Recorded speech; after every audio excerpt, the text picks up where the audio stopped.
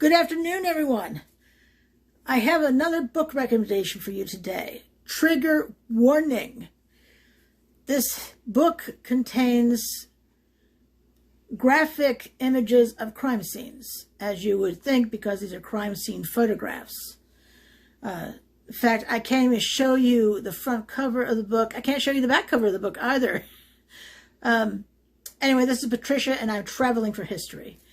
The book is titled Shots in the Dark by Gail Buckland, and Harvey Evans has written the commentary. Some of the commentary is longer than other pieces of information, but it's still interesting. This is based on the Court TV documentary. I'm not aware of that Court TV documentary, and I watched Court TV for as long as I had cable. Let's see, this is a Bullfinch Press book, Little, Brown and Company, Boston, New York, London. What's the copyright in this bad boy? I have the first edition in my hands. Where's the date on you? 2001. The text copyright is 2001. Let me tell you about the chapters in this book. There are acknowledgments and preface.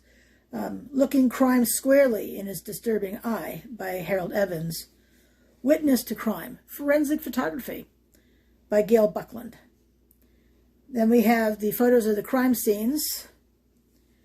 Not for the faint-hearted. So I happen to find this stuff fascinating, and I know that I have audience members who also would find these things fascinating, but it is not for everyone. You know yourself best.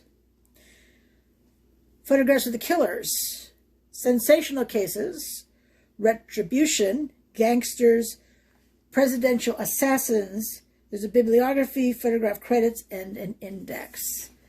So, let me see. You'll see some mugshots in here, you know, the killer's mugshots, and other scenes that are not like victims in the scenes of the photographs. So there are those types of photos too, but but most of them are in the crime scene section, sir. All the photographs are in black and white. The one on the back cover is in color, and no one's dead in that one. They're all alive, but I still can't show it to you due to the imagery. I just can't. I'm going to read this one to you. This is one of the longer ones, so bear with me. It's 4 paragraphs. So, alrighty. The photograph is of a 16-year-old girl named Susan Skanga. Susan Skanga was only 16 in 1945 when she was found dead in a junkyard at the foot of Huron Street in the Greenpoint section of Brooklyn. During the day, she worked in an apparel shop. At night, she attended business school. A bullet had been fired at close range to her head. She had not been beaten or harmed otherwise. On the wall near her body was written, quote-unquote, Nick. The police assumed the victim had scratched her assailant's name before she died. After questioning friends and relatives of Susan's, they issued an 8-state alarm for the arrest of her 15-year-old boyfriend, Nicholas Fomkin. Nick and his friend Leonard Ronkowski, 16, found themselves near Mobile, Alabama, 4 days after the murder. They had taken a bus to Philadelphia and hitched a ride south with an Army lieutenant. Then they called Brooklyn police and asked for money to return home. Mobile authorities took them into custody until New York policemen arrived to retrieve them. Nick Fomkin had been dating Susan for about 7 months. On the night of November 20, while heading for a pool hall after drinking beer with friends at his home, he bumped into Susan. She was walking with a boy, a friend of both of them. According to Nick's testimony, he playfully put a gun to her head and said, quote, "If you ever went out with any other guy, unquote, and the gun went off. He panicked and threw the gun in a creek. He had traded his fish knife for his friend Leonard's gun. Nick had written his own name on the wall. He evidently dragged his victim to a familiar haunt, inadvertently implicating himself in the crime by leaving her below the graffito. On December 6, Nick Fumpkin pleaded not guilty to second-degree murder. He was remanded, and on the following day pleaded guilty to first-degree manslaughter.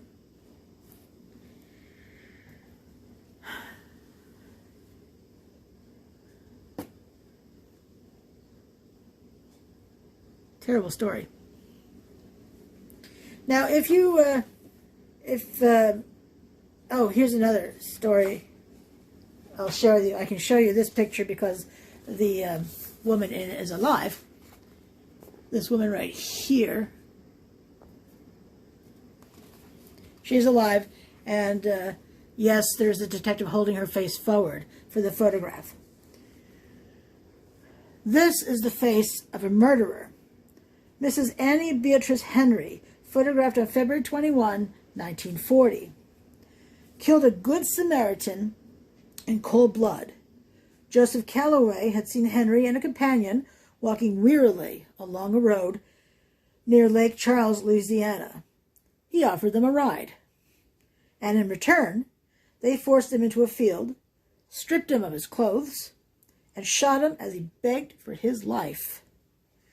Henry, that's the woman in this photograph here, who pulled the trigger, wanted money for her murderer husband's appeal. She was executed in Louisiana on November 28, 1942, which was 2.5 years after this photo was taken. Now, if you're more interested in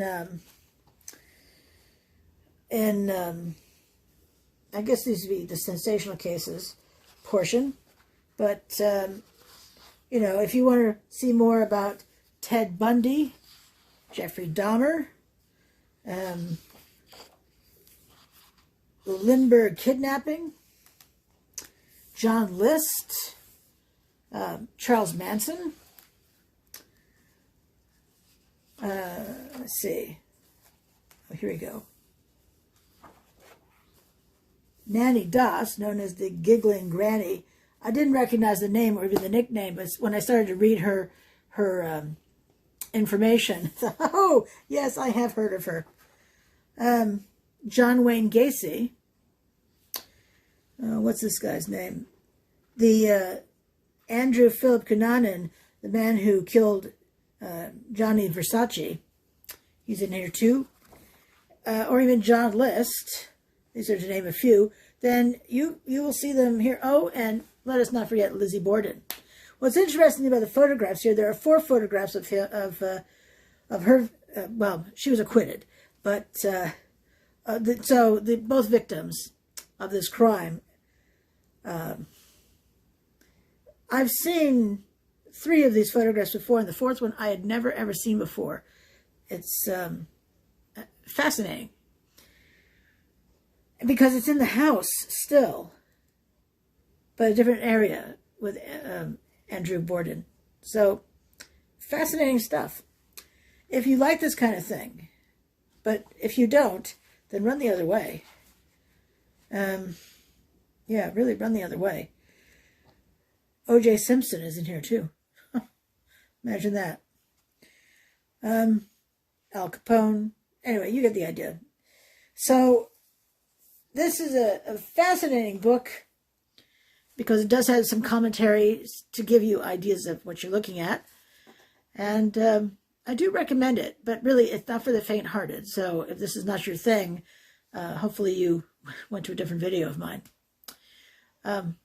Anyway, so it's called Shots in the Dark by Gail Buckland with commentary by Harold Evans. If you buy things on Amazon, it is available on Amazon, but only used. So, and it's fairly inexpensive. It's under $5 plus delivery here in the U.S., where I saw just about an hour ago. All right. So, if you like these kinds of videos, or my other videos, please subscribe to my channel and all that good stuff. Like, comment, share, all that good stuff. I'd appreciate it. I'm also on other social media. I'm everywhere you are. The only thing different is Traveling for High 1 on Twitter. Otherwise, Traveling for History. 1L in traveling.